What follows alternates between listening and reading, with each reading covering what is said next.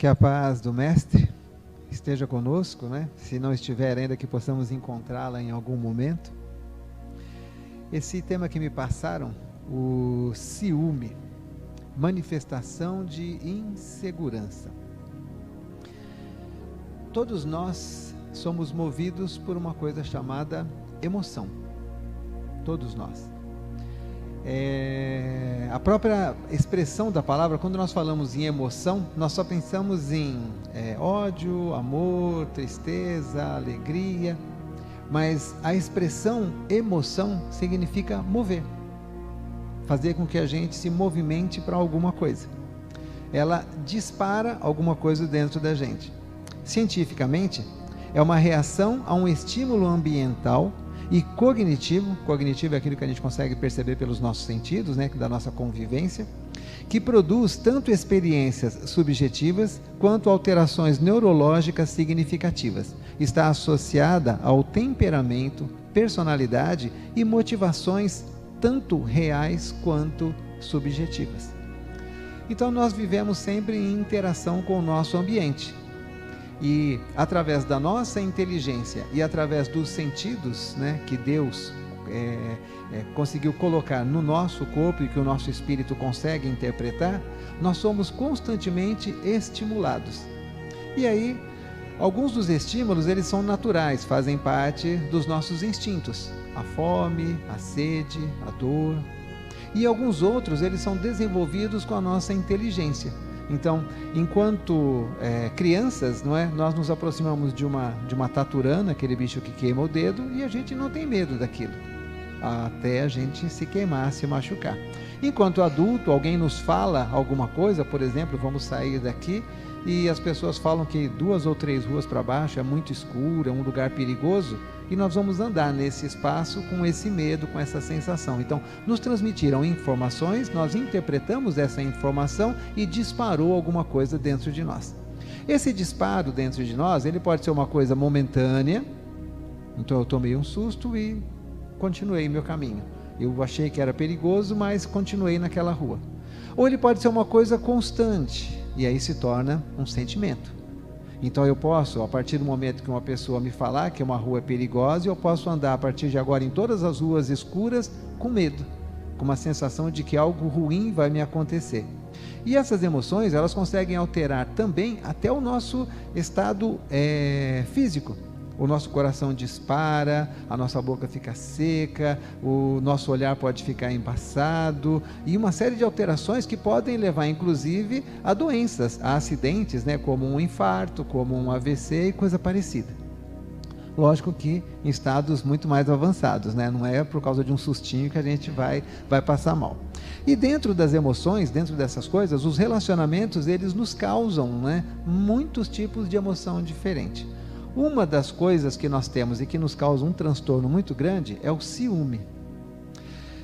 Toda vez que nós falamos na expressão ciúme, nós já partimos para o lado de um relacionamento, de um homem e uma mulher, de casais, de uma forma geral, né? Não precisa necessariamente serem de gêneros diferentes, mas nós partimos para relacionamentos. Mas o ciúme, ele está relacionado também a objetos, a posições sociais, a ferramentas de trabalho, o carro e tantas outras coisas que nós temos. Então, a definição científica do ciúme, ele seria, é um estado emocional, acho que às vezes, não sei, para mim aqui eu não sei direito como sai a voz aí, mas tá nítido para vocês, né? É um estado emocional do ser humano provocado pela falta de exclusividade do sentimento, da dedicação e do cuidado da pessoa com quem se gosta. Ele se apresenta como uma reação complexa de qualquer indivíduo a uma ameaça perceptível a algo que este possua, como uma relação valiosa ou que tenha apreço. Emmanuel, ele no livro, deixa eu pegar aqui na frente, eu vou começar pelas crianças, né? No livro Vida e Sexo, Emmanuel nos fala da responsabilidade que todos nós, pais, temos no cuidado com a educação, no trato com os nossos filhos, principalmente nas características que os nossos filhos demonstram e que nós precisamos, já que somos detentores de um pouco de conhecimento, já que nós que abraçamos a doutrina espírita, nós acreditamos que é através do conhecimento que nós vamos conseguir fazer a transformação que é necessária, que ninguém fará isso por nós. Quando nós pedimos para alguém fazer um trabalho no nosso celular, quando estivermos sozinhos não conseguiremos fazer. Quando pedimos para alguém nos ensinar a usar o nosso celular, quando aquela pessoa não estiver presente, nós conseguiremos fazer. Então, a nossa vivência, o nosso espaço, esse tempo em que nós estamos aqui no planeta Terra durante esta encarnação, é o nosso espaço de aprender. E já estivemos e estaremos muitas outras vezes no futuro, porque em cada oportunidade nós teremos algum tipo de aprendizado. Aprenderemos a ser brancos e aprenderemos a ser negros. Aprenderemos a ser fortes e aprenderemos a ser fracos. Aprenderemos a ser inteligentes e aprenderemos a ser limitados. Aprenderemos o que é a fartura e aprenderemos também o que é a faltança. Então, todas as oportunidades que nós temos são oportunidades de aprendizado. Só que o aprendizado, normalmente, para nós, ele está vinculado com dificuldades, com problemas, que num primeiro momento parecem coisas dolorosas, terríveis, mas quando passamos por eles, nós percebemos que foi uma grande oportunidade de aprendizado. Se nós observarmos a própria humanidade, a intelectualidade da humanidade como um todo, nós vamos observar que todos os momentos de crise, eles fizeram com que a humanidade, de uma forma geral, avançasse um pouco mais, aprendesse um pouco mais.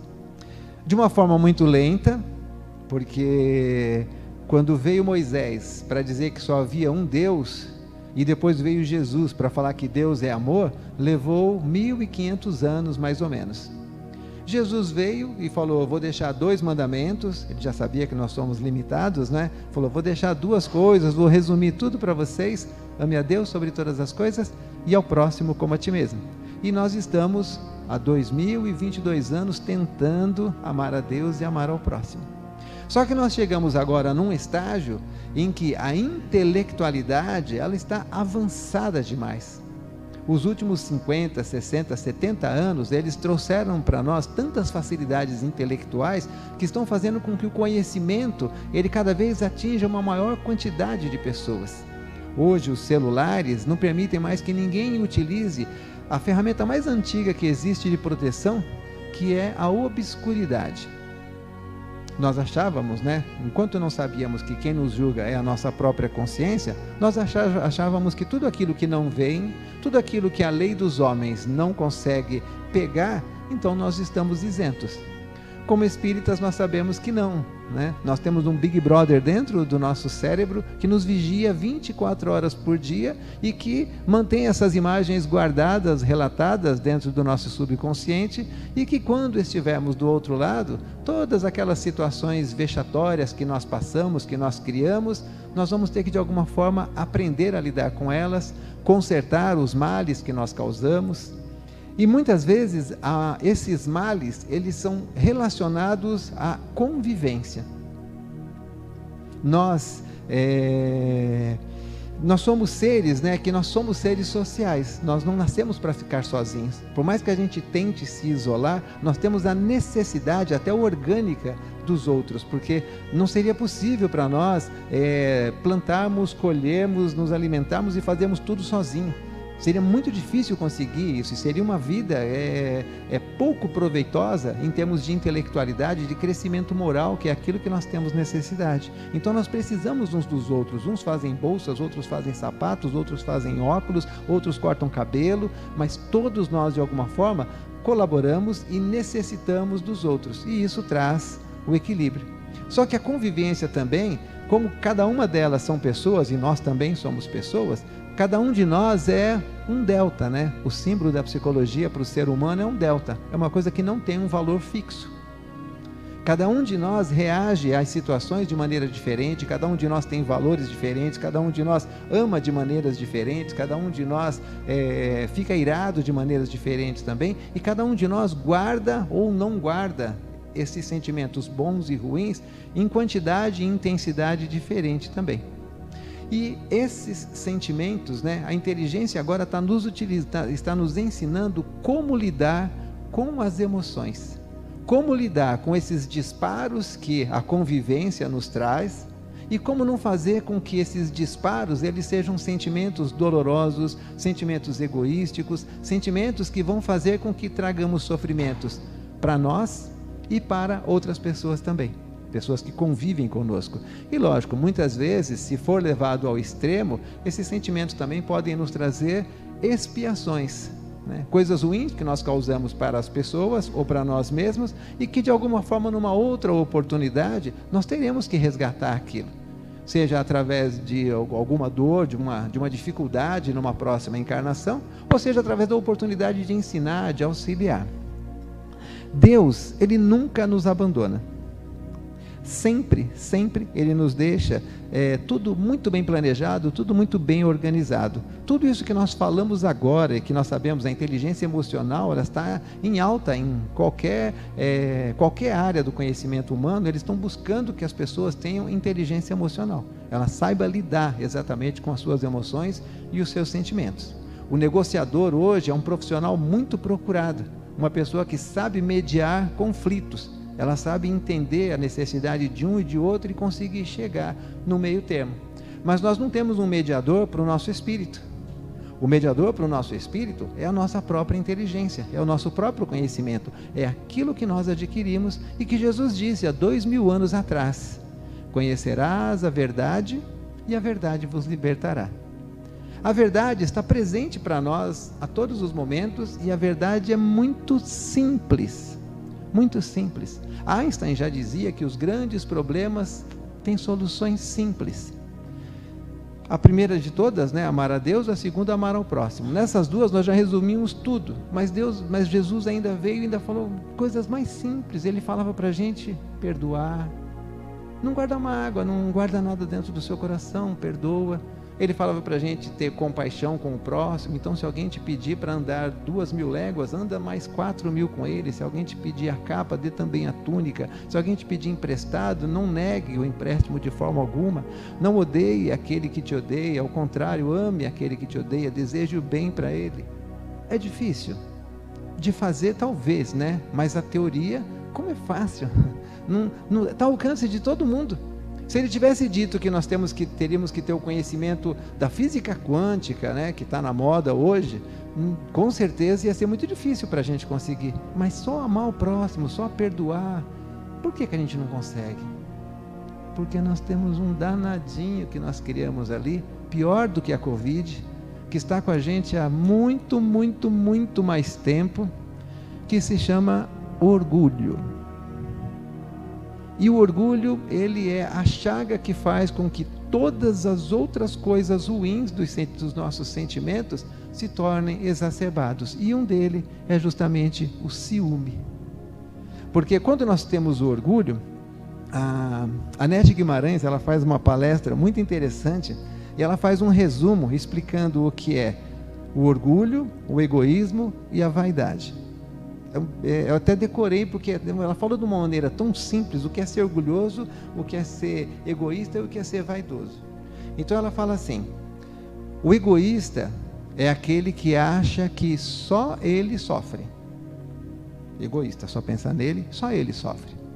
O orgulhoso, ele é aquele que acha que o sofrimento dele é o maior de todos. Ninguém tem um sofrimento maior do que o dele.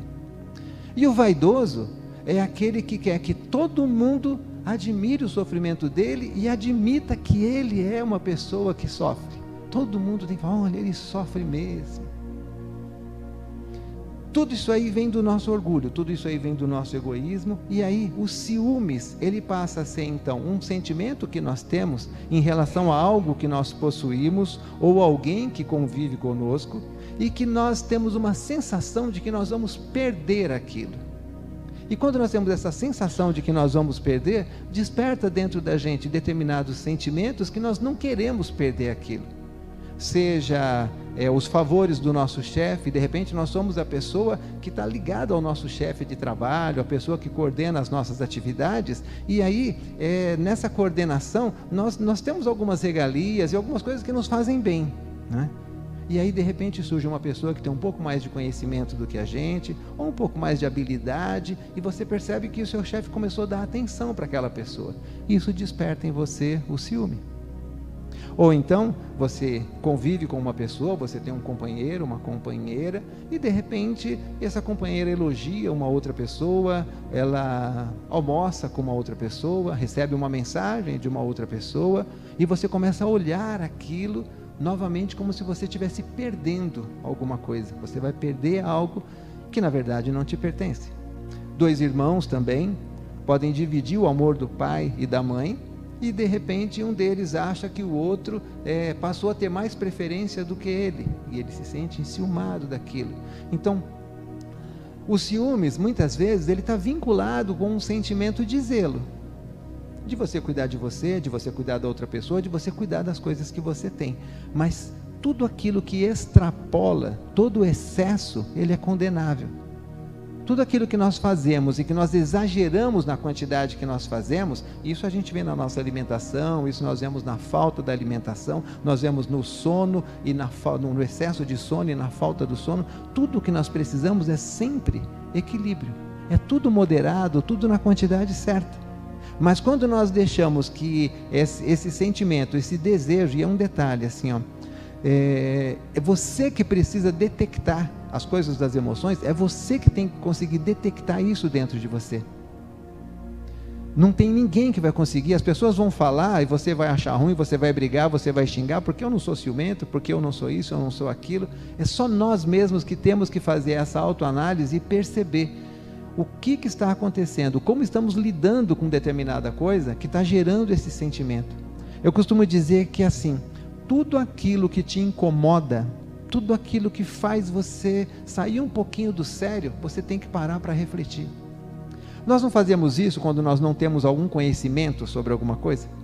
Se dentro do seu trabalho surge uma nova ferramenta, um novo software, uma nova forma de você gerenciar as coisas, e você não sabe, o que você faz? Corre atrás do conhecimento, busca para não ficar para trás, para não perder sua oportunidade. Só que na vida prática nós não fazemos isso. Quantos de nós faz realmente uma autoanálise para perceber das coisas que incomodam, não é? Quais que você está trabalhando?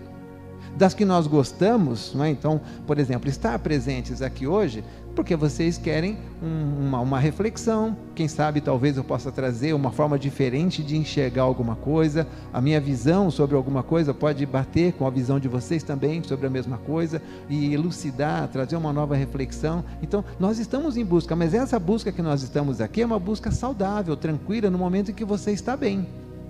Agora, aquelas que nos incomodam todos os dias, aquelas que nos tiram o sono muitas vezes, aquelas que nos fazem brigar com o nosso filho, com o nosso pai, com o nosso companheiro, essas nós não paramos para refletir qual é a parte que nos cabe no atrito que houve. Nós temos uma natureza, eu diria que, eu costumo dizer que o egoísmo, ele é a evolução do instinto de preservação. Então, enquanto animais irracionais, estamos nos protegendo. Enquanto animais racionais, que atingiram a fase hominal, nós vamos utilizar o mesmo instinto de preservação, mas de uma maneira intelectualizada. Agora, eu não vou me preocupar mais com o copo de água para matar a minha sede. Eu quero ter um garrafão de 20 litros guardado, porque na hora que eu precisar, ele está ali disponível. Eu não estou preocupado com o meu prato de comida, mas como falaram que vai faltar arroz, eu vou estocar uns 3, 4, 5 pacotes de arroz, assim eu fico sossegado. Então, o egoísmo, ele passa a ser isso, a gente criar necessidades ou buscar suprir necessidades que na verdade não existem ainda. Seria como se falasse assim, gente, olha, falaram que vai faltar Toyota no mercado, então a gente vende a casa para comprar um Toyota porque vai faltar e a gente não pode ficar sem o Toyota, né? Vivemos até hoje sem ele, mas a expressão das pessoas que vai faltar determinada coisa ou está acontecendo uma determinada coisa, desperta esse nosso egoísmo e faz a gente correr atrás de coisas que às vezes nós não precisamos. Na outra palestra que eu fiz aqui no sábado, no mês passado, retrasado, eu não lembro, foi falado sobre os tormentos voluntários. O ciúme, a inveja, eles são tormentos voluntários. Você escolhe achar que você é dono daquela pessoa. Você escolhe achar que você é dono daquele carro, que aquele cargo na empresa é seu, que aquela mãe é mais sua do que do outro, que aquele irmão é menos do que você. Então, quando você escolhe isso, essa escolha que você faz, você passa a se sentir doente, se acontecer o inverso daquilo que você deseja. E nós sabemos que nada disso nos pertence. Eu vim com um carro, mas que se de repente explodir uma bomba e todos nós desencarnarmos, o carro também vai ficar aí, não vai ser meu. A roupa não vai ser minha, nada disso. A única coisa que eu vou levar é o meu perispírito, porque ele não vai ser afetado pelas coisas da matéria, os amores e os desafetos que eu gerei nesta oportunidade e o conhecimento. Fora isso, mais nada nos pertence. É doloroso, com certeza, uma convivência com uma pessoa que você supostamente ama e que ela supostamente também ama você. E infelizmente nós não sabemos exatamente ainda o que é o amor, né? O nosso amor ainda é uma coisa muito distorcida, o nosso amor ainda está muito vinculado no caso de seres humanos, né? de casais, muito vinculado à sexualidade, que é uma coisa divina também, preciosa e necessária, mas que nós ainda não sabemos trabalhar. Se vocês derem continuidade nos estudos, né, das dores da alma, da irmã Cidufo, né, que ela tem esse material todo, um dos livros é Laços de Afeto, Reforma Íntima sem Martírio, e tantos outros que ela escreveu, e vocês vão ver que ela trabalha justamente isso. Nós entendemos o que são as emoções, o que são os sentimentos, e procurarmos lidar com eles de maneira racional, de maneira tranquila. E lidar com sentimentos de maneira racional não quer dizer que você é frio, não quer dizer que você é calculista, não quer dizer que você virou Maquiavel, que acha que os fins justificam os meios. Não. Simplesmente significa que você vai olhar como um médico. Se você leva o seu filho no médico e seu filho está com um ferimento gigantesco na barriga e sangrando, o médico não vai ficar desesperado que nem você, o médico não vai ficar apavorado que nem você, ele vai simplesmente olhar e analisar o que tem que ser feito para curar, o que tem que ser feito para salvar aquela vida, e vai fazer o que é necessário. E nós vamos achar muitas vezes, né, que o médico é ruim. Eu dou um exemplo para minha mãe é paciente de câncer desde os 39 anos de idade, né? Ela está com 76, já passou por 4, 5 cirurgias, é uma guerreira, tem uma opinião, uma disciplina fenomenal. E muitas vezes eu acompanho ela nos médicos, né? Que ela vai em muitos médicos, e aí ela vai no médico, o médico olha assim, fala assim: olha, dona Maria, é o seguinte, a senhora não deveria ter feito o que a senhora fez, e olha, eu vou dar esse remédio aqui, a senhora toma direito, porque se a senhora não tomar direito, né, o bicho vai pegar. Nossa, ela sai dali que sai brava, mas sai brava que não quer nunca mais voltar no médico. Agora, se ela entrar num outro médico, e esse médico fala assim: dona Marilda, olha, realmente, primeiro que a senhora está muito bem. Como a senhora está bem, dona Marilda? 76 anos. Olha, eu vou falar uma coisa para a senhora. Eu sei que a senhora está com um probleminha, eu vou dar para a senhora esse veneno, mas esse veneno é bom, dona Marilda. Se a senhora tomar um comprimido, nunca mais a senhora vai ter problema nenhum.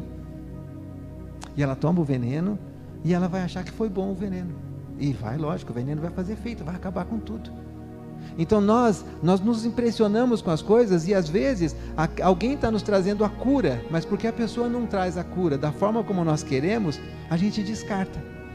E a outra pessoa às vezes está nos fazendo mal, mas ela fala de um jeito tão doce, de um jeito que tanto nos agrada, que nós achamos que ela está fazendo bem. E esse que está muitas vezes nos fazendo o mal mascarado, ele gera para nós facilidades.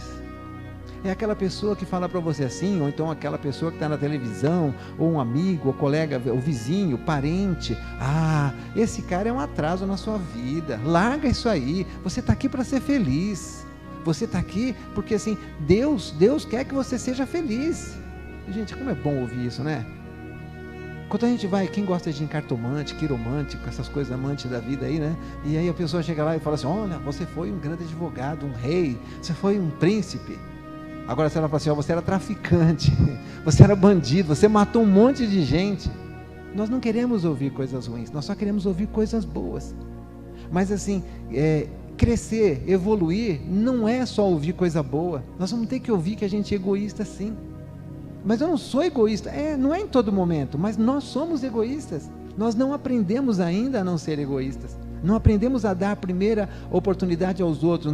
Nós só aprendemos a ter. Nós estamos nos libertando do ter. nós estamos começando a ser. Nós não somos isso aqui, nós estamos isso aqui. Cada um de vocês, hoje eu sou marido da Silvana, não, eu estou marido da Silvana. Na próxima encarnação eu posso ser pai, ou eu posso ser filho, ou eu posso ser irmão, ou eu posso ser vizinho. Então, tudo isso que nós lutamos e que nós sofremos tanto, né, por pessoas e por objetos e por posições e por dinheiro, nada disso nos pertence de verdade. E nós acabamos criando um sofrimento por não sabermos lidar com isso. E dentro da doutrina, gente, aquela biblioteca enorme que está ali na frente, né, custando acho que R$10 cada livro, cada uma daquelas obras ali, se você souber escolher direitinho pelo título, analisar o que tem lá na página de rosto, vai trazer ferramentas para você refletir, para você aprender, para você lidar. No Livro dos Espíritos, eu fui fazer uma palestra uma vez sobre esse assunto, eu nunca tinha prestado atenção nessa pergunta que tem no Livro dos Espíritos. No capítulo que fala da lei de reprodução, que fala sobre o casamento e o celibato, Kardec faz uma pergunta muito interessante, feita há 200 anos atrás, aí, né, quase. Será contrário, é a pergunta 695, será contrário à lei da natureza o casamento, isto é, a união permanente de dois seres? Demorei muito tempo, eu estudo o Livro dos Espíritos, assim, eu fui uma criança que eu estive na evangelização, né, minha família já era espírita, eu participei de pré-mocidade, mocidade, dei aula de mocidade, dei aula de evangelização, até antes da pandemia dava aula de evangelização, então eu já estudei muito isso aqui, eu nunca prestei atenção, só um dia porque eu tive que fazer uma palestra, eu prestei atenção nisso. União permanente de dois seres. Em 1857, Kardec não perguntou assim, a união entre um homem e uma mulher, ele não falou isso, ele falou assim, a união entre dois seres.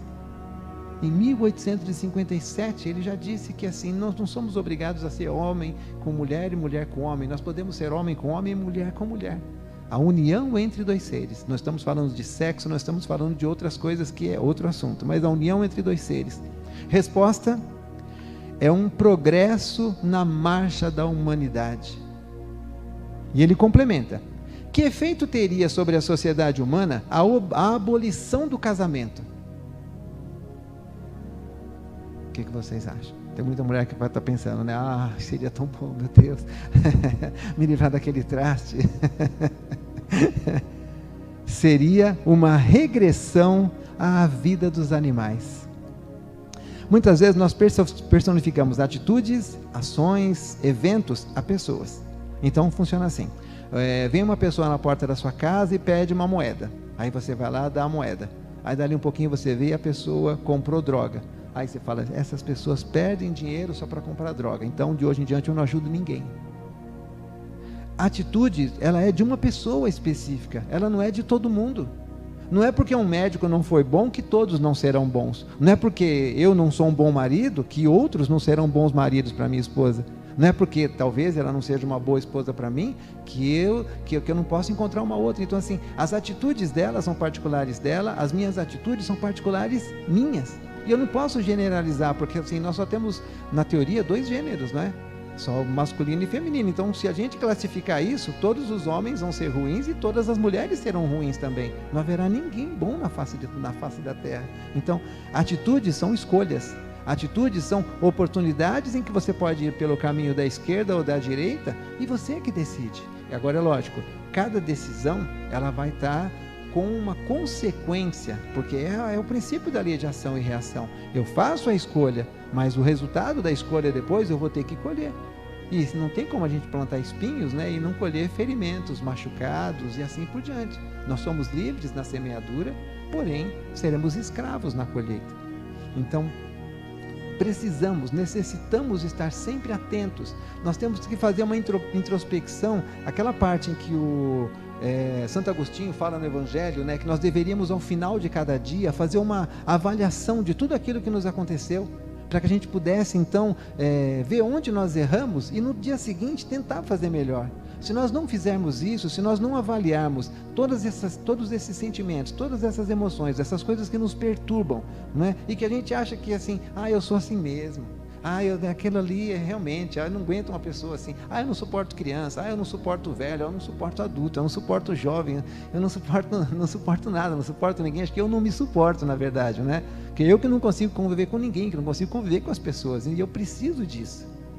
Eu costumo dizer sempre, gente, assim, eu gosto de reforçar isso, eu falei isso na outra palestra, que era outro assunto, mas que vale para essa também. Quando Jesus esteve na terra, ele não falou em nenhum momento, e isso eu tenho certeza absoluta, esteja aqui para ser amado, lute pelo amor das pessoas, faça com que elas te amem. Jesus disse assim, ame a Deus sobre todas as coisas e ame o próximo como a si mesmo.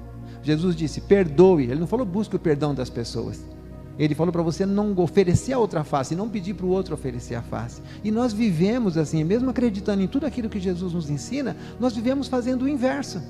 A gente está sempre reclamando porque o meu filho não fala que me ama, porque meu marido não fala que me ama, porque minha esposa não fala que me ama, porque meu chefe não me valoriza, porque como se nós fôssemos coitados, e na verdade nós somos o top do top do top da criação.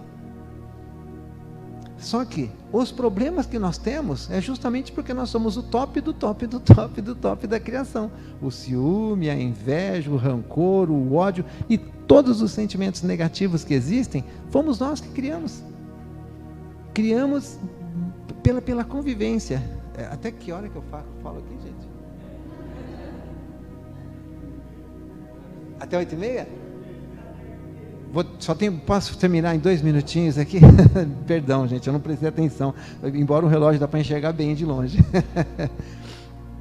Essa luta nossa, assim, eu conto uma historinha também que serve para a gente entender o que essa criação nossa dos sentimentos, né? Imagine um cara do meu tamanho, eu tenho 1,70 e pouco de altura, e um cara de 2 metros. Nós estamos lá na era da idade da pedra. E aí, eu sou pequenininho, eu subi na árvore e estou lá pegando as frutas para comer, porque eu estava com fome. O outro grandão veio e também estava com fome, e aí ele olhou para a árvore, é grande para ele subir, ele olhou para baixo, eu pequenininho, com a fruta na mão, ele foi lá e tomou a fruta e inventou o egoísmo. Simplesmente ele pegou o que era mais fácil.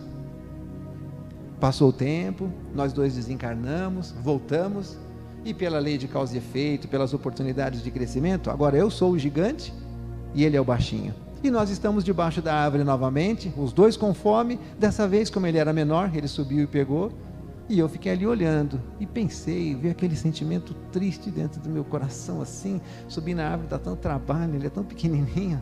Aí eu fui lá, tomei. Aí quando eu tomei, eu inventei a vingança.